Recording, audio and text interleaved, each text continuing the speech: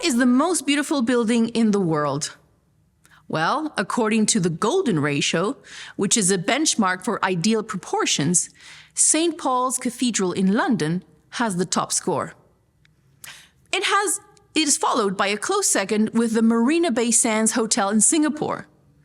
The golden ratio determines which buildings are most visually appealing to the human eye due to its proportions.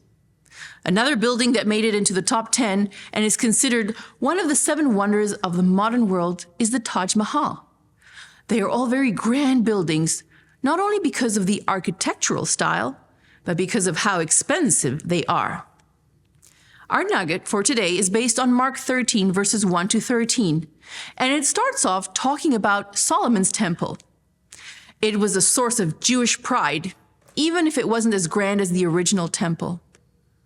As Jesus is leaving the temple, one of the disciples points out the magnificence of the temple.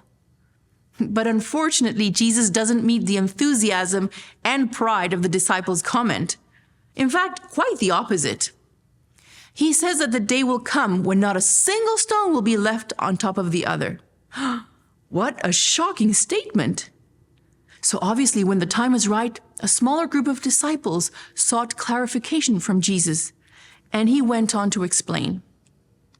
The following passage has been a source of conflict for Bible scholars because some argue that it applies to the destruction of Jerusalem in AD 70, and others affirm that it corresponds to the time before the second coming of Jesus. Many also believe that it is a combination of the two events, and that the events surrounding the fall of Jerusalem is a prefiguration of what is to happen before the second coming. Note that throughout his explanation, Jesus says to his disciples, "Do not be troubled, for these things must happen."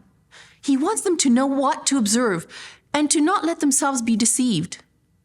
Now, some people in our day have taken it upon themselves to use these words of Jesus as the entire focus of their Christian experience and have created fear-mongering ministries.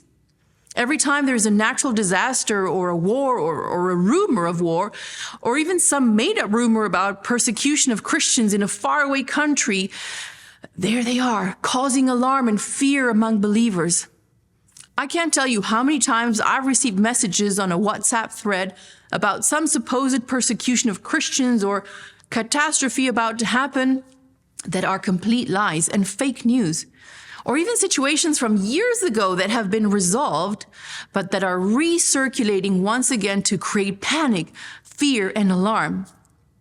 Some Christians believe that if we don't feel those things about the last days, we're not getting ready for the second coming, and we're being complacent.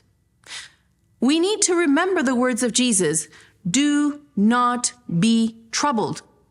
Last day events are not supposed to scare us. They are simply confirmations that this world needs Jesus more than ever, and that one day he will reclaim it. In the meantime, continue strengthening your relationship with Jesus, not out of fear, but out of love for him. And that was our nugget for today. I'll see you tomorrow.